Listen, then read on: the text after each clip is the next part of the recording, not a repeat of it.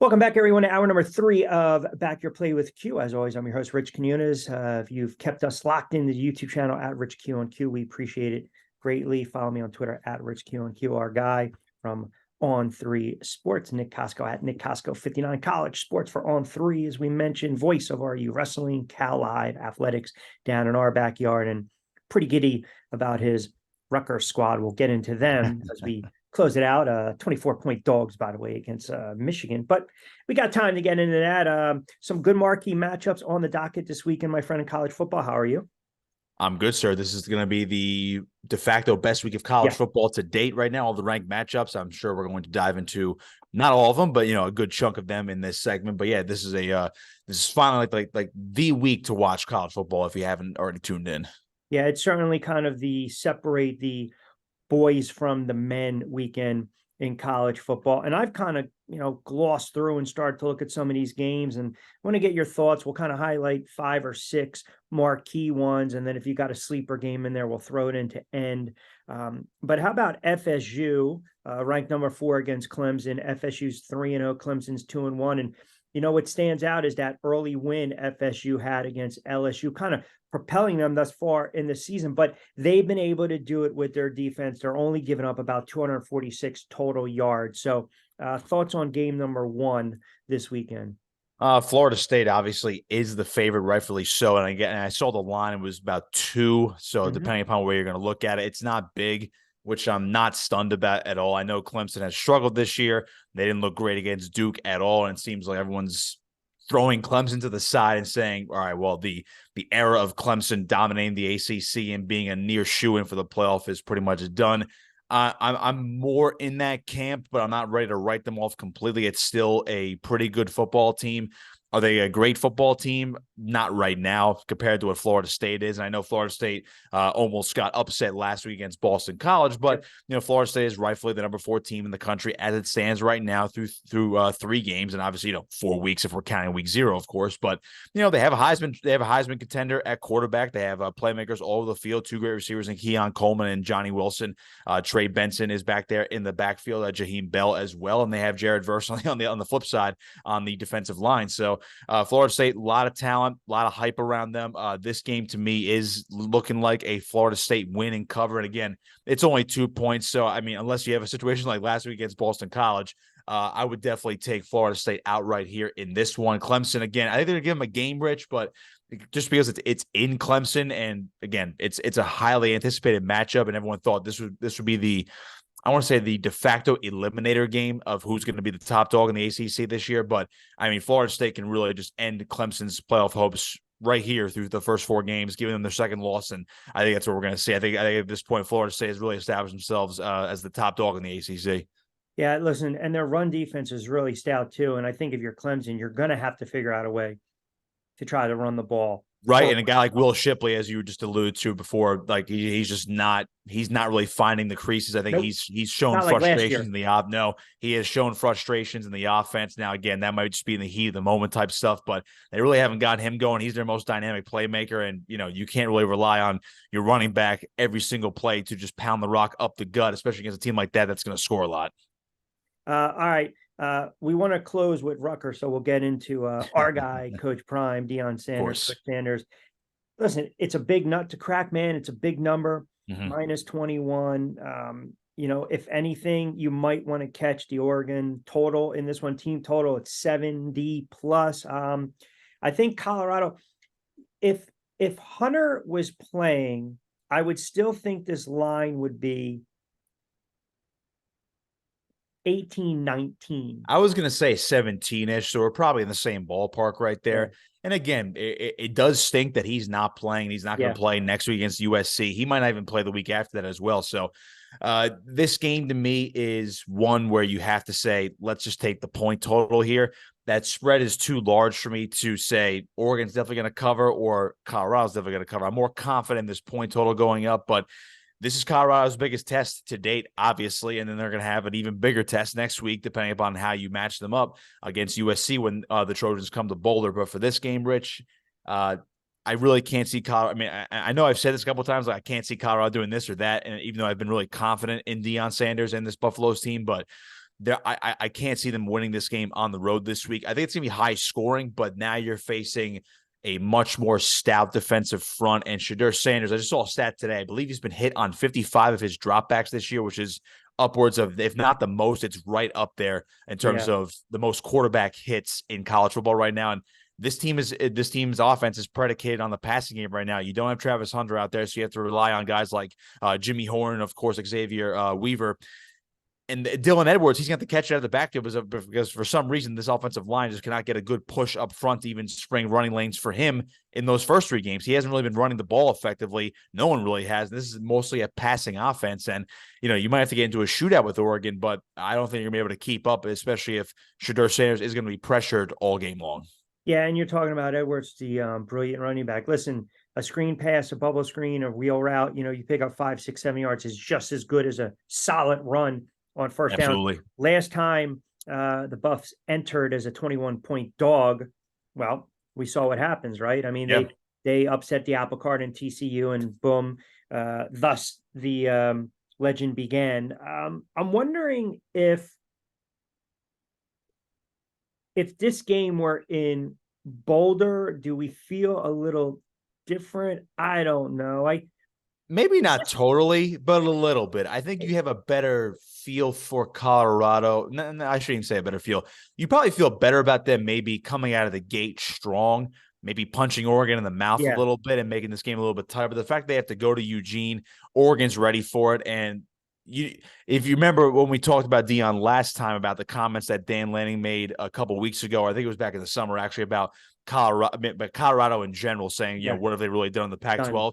Notice how Deion has not really used that at all this week, saying that he respects Dan Lanning, he respects Oregon. He hasn't really dug those comments back up from the summer and use them as fuel and as, making it personal as he's done the first 3 games. I think they kind of left that in the rearview mirror. And I mean, who knows what they would do next against USC. So I think Deion knows that his team is up against it the next 2 weeks, and he has to find different motivational tactics in order to pull off these upsets. But like we said the other day, if they pull off this upset and they're 4-0 and they're going to play USC, we're talking about Colorado as, USC is probably going to be, probably 5 again next week. Colorado wins this game, they're going to at least be in the top 12, I'd say. They're going to make a big jump. They'll go at least top 15, if not close to top 12. You're talking about a ginormous matchup next week, but I think they know that they are now facing the toughest meat of their schedule here in 2023.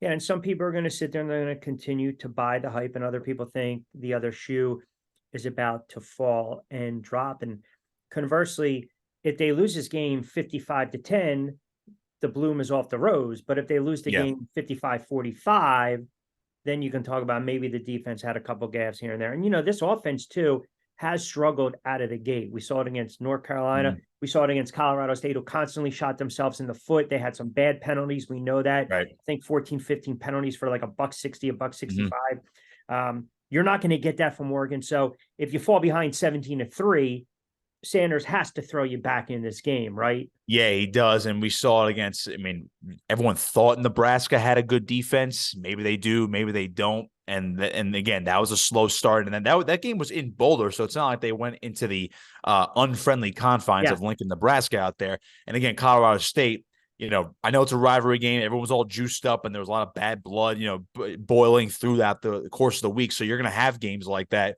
But Oregon's a totally different animal. And again, this is nothing against Colorado. Me, biggest Colorado supporter, it seems like, in media since December. But this game is just so different. Again, if it was in Boulder, I might feel a little bit differently. But going to Eugene, I think they know that the talent gap is there, because you look at the Buffaloes, they are coached extremely well. They might be coach rich better than almost any team in the country for where their talent deficiencies and lack of depth is right now. They're smaller on the offensive and defensive lines. They've struggled in pass coverage, aside from Travis Hunter. And then on the offensive side of the football, they're a mostly passing offense with what seems like could be a dynamic running back as a true freshman in Dylan Edwards, but they still have not run the ball effectively. And again, the depth is going to be tested. I saw somebody again today as well. I'm not wishing any harm, of course, but God forbid Shadur Sanders got hurt. This team is screwed offensively. They have no quarterback behind him. Yeah, and great transition. Speaking of quarterback, is this also the game where Bo Nix elevates himself and we say, okay, now he's the front runner for Heisman. I mean, you think about it, Sanders plus 1,200, Nix plus 2,200, Williams plus 325. So if Sanders outshines this kid tomorrow, but they still lose, I mean, where are we at between these two quarterbacks? Yeah, I think Nix needs a big game. I mean, Caleb Williams, the way he's playing, again, not that USC's played top tier quality teams yet either, but with the way Caleb Williams has played basically effortlessly so far for USC and what he did last year, it does carry over. Bo Nix was fantastic last year. Don't forget, this guy was a pretty good quarterback at Auburn until he had a sophomore slump. Then he had basically a roller coaster career with the Tigers, but he had a resurgent year in 2022. He's looking great again this year. If he has a game where he tosses for, 350 to 400 yards, throws 4 or 5 touchdowns, I mean, he'll be put back into that early Heisman conversation as we approach the halfway point of this, or at least as we get through the first third of the season. Nix will firmly be in that conversation as well. But I think to get into the mix, if you're looking at individual awards, Bo Nix definitely has to outshine his counterpart and Shedeur Sanders in a win. If there ever was a time for Lane Kiffin to beat Alabama, it might be this time. 15th ranked Ole Miss 3-0. Bama laying 6.5. Little tricky spot there. 2-1. We know about, the issues with the offense and Saban trying to figure out the magic potion when it comes to the quarterback position. It's 55.5, shade to the over with the total. Listen, part of me is actually leaning towards Ole Miss and the points in this one.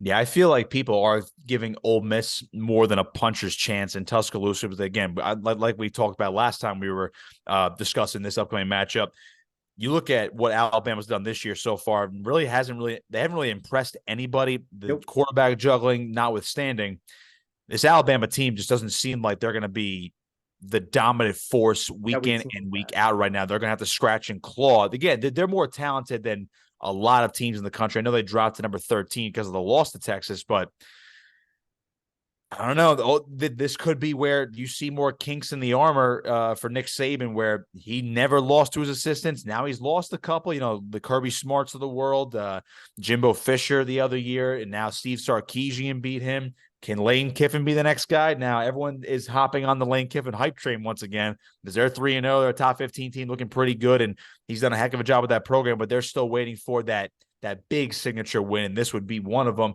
But I think as Lane Kiffin has basically learned from Saban, is almost emulating him, Lane Kiffin would call this rat poison as well. He doesn't want to hear about any of the, or as Dion would say, any of the bull junk this week going up against, how Ole Miss is a great shot here.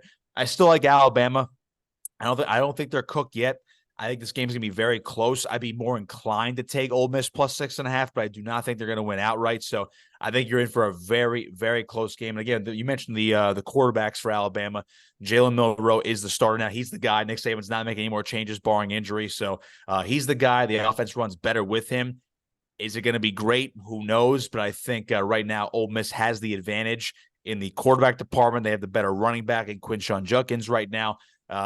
So offensively, you would say maybe Ole Miss is a better overall offense than Alabama, but is that Alabama defense going to swarm all over the Rebels offense and make this maybe a little bit more low scoring than anticipated? But I think we're in for a very close game, but I would say Alabama by a hair right now.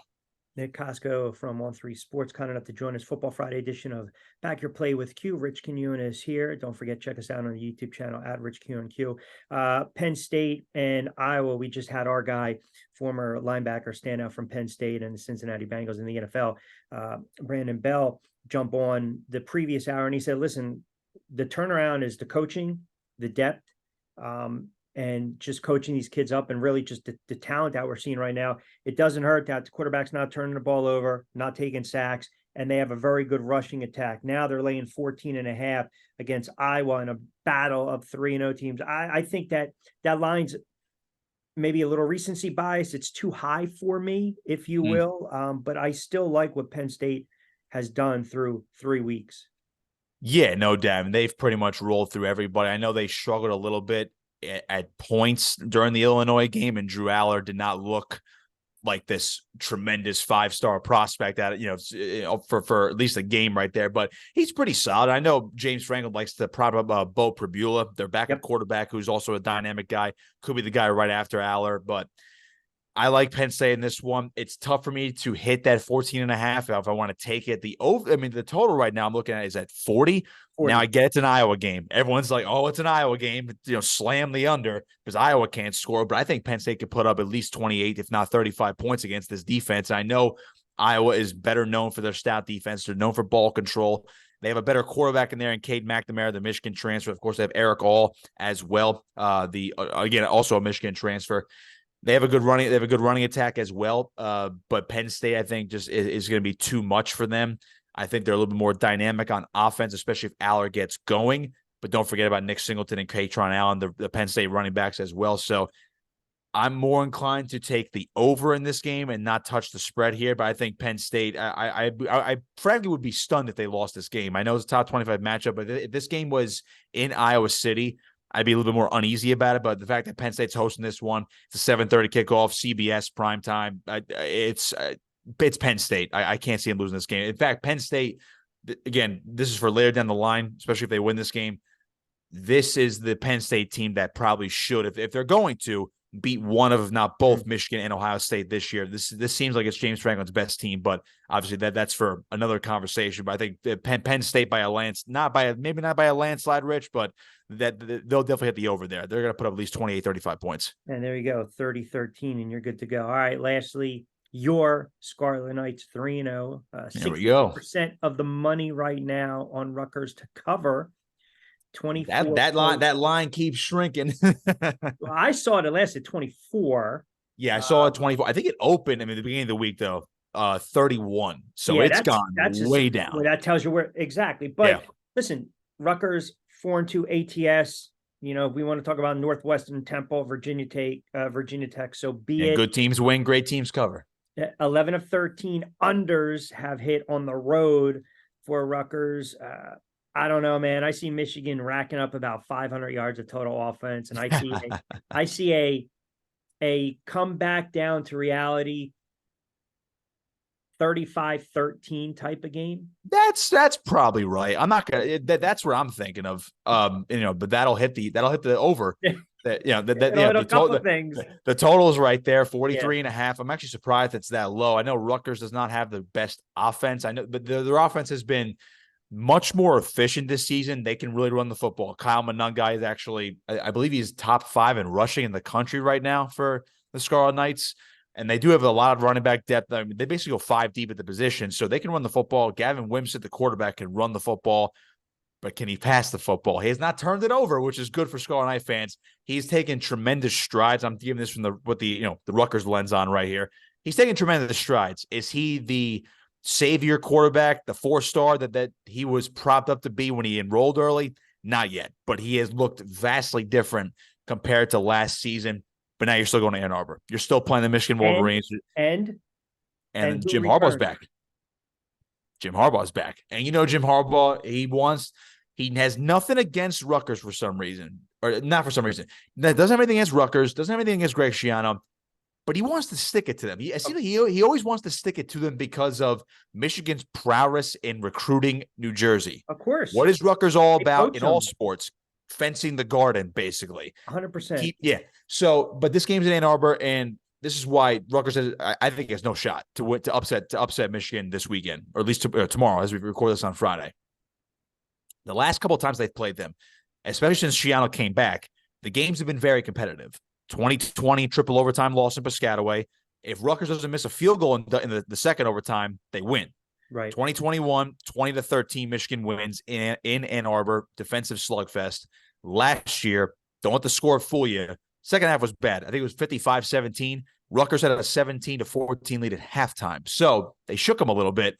So they always play them competitive. I think we're going to have one of those types of games. Maybe not 55-17, Rich, but more along your lines of like a 35-13, maybe a 38-17 type of ball game where maybe it's tied early on. Maybe it's only a 1-score game at the half, and Rutgers is putting a quote-unquote scare into them a little bit, but Michigan's just way too talented. They have a potential first-round quarterback. They have 2 potential Heisman guys in the backfield. They have a big play wide receiver. They have a stifling defense that is not going to let them get any breathing room. Michigan is just way too good. I can't pick a Rutgers monumental upset just quite yet. This will be the first loss for my trusty Scarlet Knights. Yeah, the Duke says on BYP, lock it in. Michigan routs them and they cover. the number. Sorry, but Man, what are you still gonna good season what are thus you gonna far. do? But 30 seconds, let you wax poetic on your Eagles, laying 5.5. On the road, by the way, against Yeah, that's a Tampa. hefty number on the road. And I know Tampa Bay, they're 2-0, but I guess people are not fully believing in the Baker Mayfield era of Tampa Bay Buccaneers Hasn't turned it football. over. The Eagles are weird against Tampa Bay. I think they've lost 4 or 5 straight to Tampa Bay. And again, a lot of that had to do with Tom Brady, including a regular season and a playoff matchup a couple of years ago. But they've been struggling against Tampa Bay. And I think I looked at one, I think it was dating back to 2018. It was the year after the Eagles won the Super Bowl, and that was still Carson Wentz did not come back from injury yet. Nick Foles was the starter of the first 2 games, and they lost on the road to Tampa Bay after beating Atlanta the first week. So they don't play Tampa Bay quite well, and it's a house of horrors, it seems like, when they go down to Raymond James Stadium. Hey, as a young fan, Rich, back in 06, I was there for the Matt Bryant 62-yard field goal to beat the Philadelphia Eagles as time expired.